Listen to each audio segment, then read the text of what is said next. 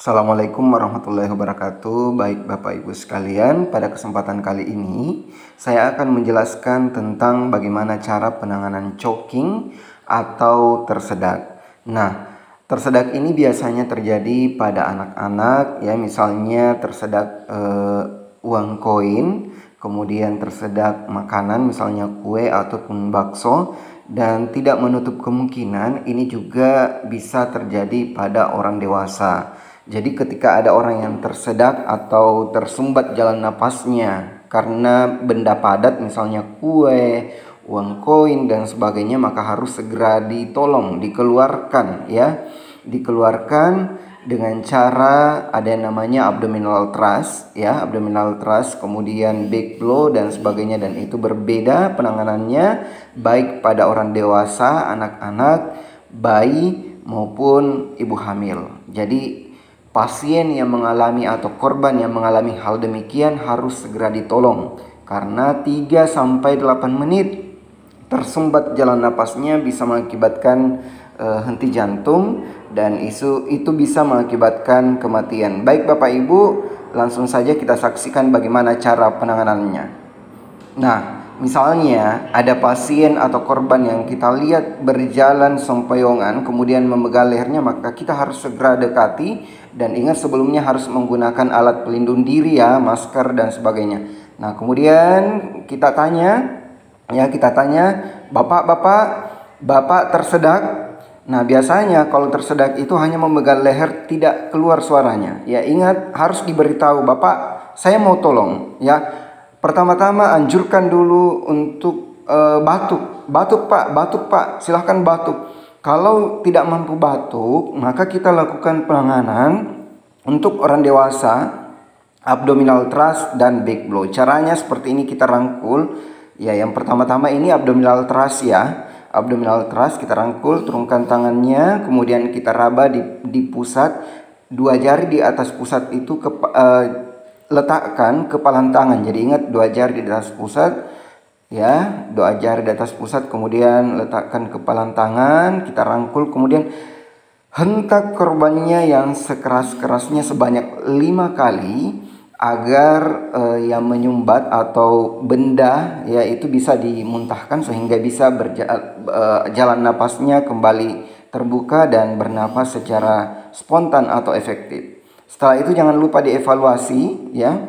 Evaluasi, kalau misalnya sudah terlihat bendanya di mulut, maka bisa kita ambil, dan jika belum, ulangi lagi sebanyak 5 kali.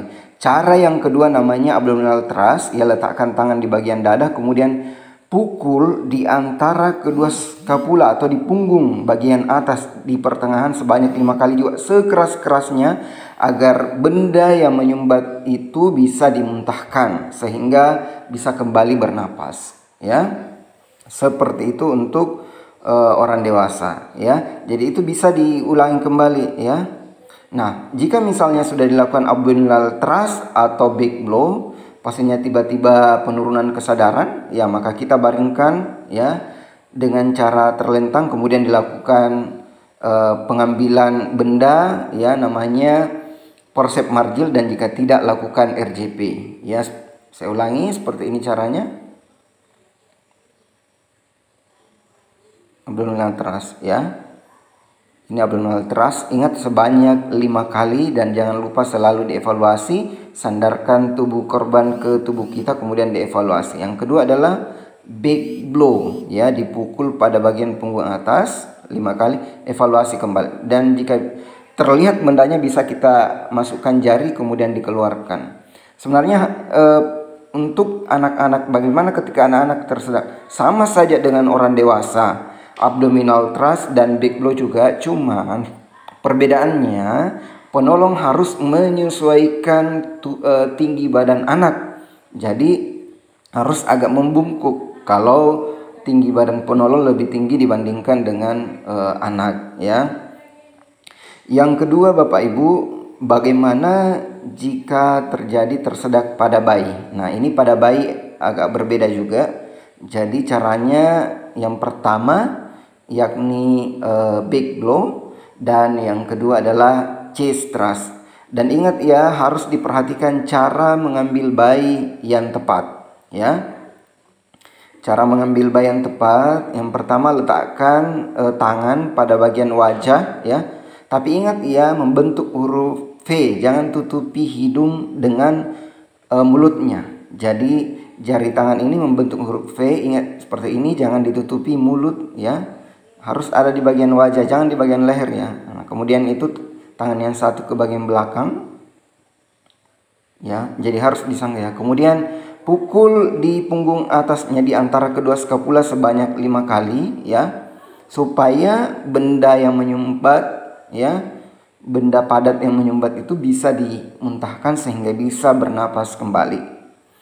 Jadi gejalanya hampir sama ya untuk anak-anak, ya, tidak bisa bersuara, ya, sianosis, Kemudian kalau misalnya terlihat bendanya, bisa kita keluarkan dengan memasukkan jari kelingking. Kemudian kita cungkil keluar, tapi nanti yakin, ya. Kalau tidak yakin jangan lakukan. Nah, seperti ini caranya, ya. Kalau belum keluar, lakukan kembali, ya.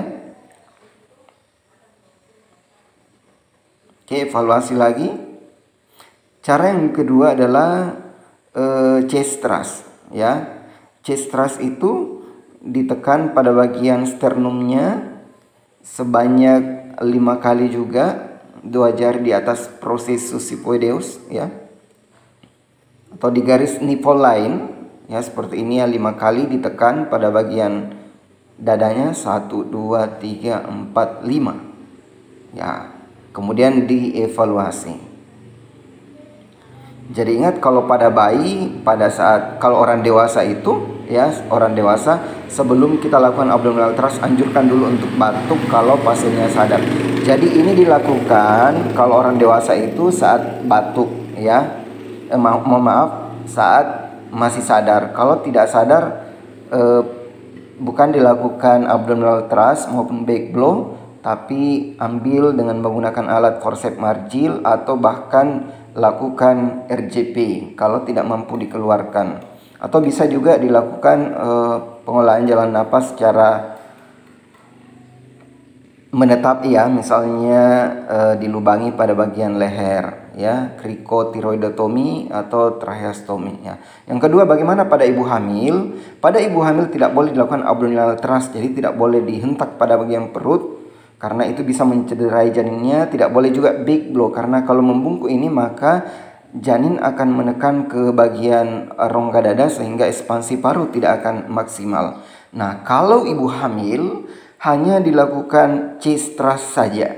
Jadi pada bagian dadanya, ya, rangkul ibu hamilnya. Ibu, saya mau tolong, ingat, anjurkan dulu untuk batuk. Kecuali kalau tidak bisa batuk, maka langsung lakukan chest thrust.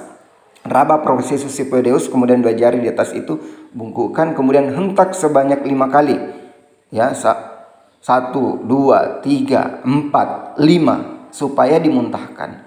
Jangan lupa dievaluasi. Jadi ingat, ibu hamil tidak boleh dilakukan abdominal thrust dan back blow, tapi cukup chest thrust saja, ya. Setiap selesai dilakukan chest thrust, jangan lupa dievaluasi, ya. Seperti itu ya Bapak Ibu. Jadi sangat gampang sekali. Ingat, pada orang dewasa abdominal thrust dan back blow, pada anak-anak juga demikian. Tapi pada anak-anak itu si penolong harus menyesuaikan tinggi badan anak. Saya kira demikian. Saya Sudarman. Wassalamualaikum warahmatullahi wabarakatuh.